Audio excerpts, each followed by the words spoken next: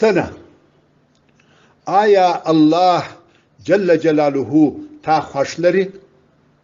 هو.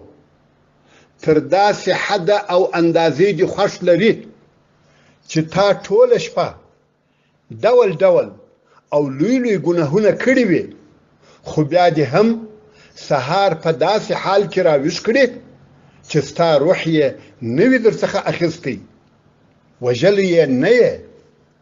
دا د دې دپاره چې ته توبه وباسې، سره د دې چې الله جل جلاله نه تا ته اړ دی او نه درته محتاج دی، او دغه ژوند هم بې له کم قیمته درکوي.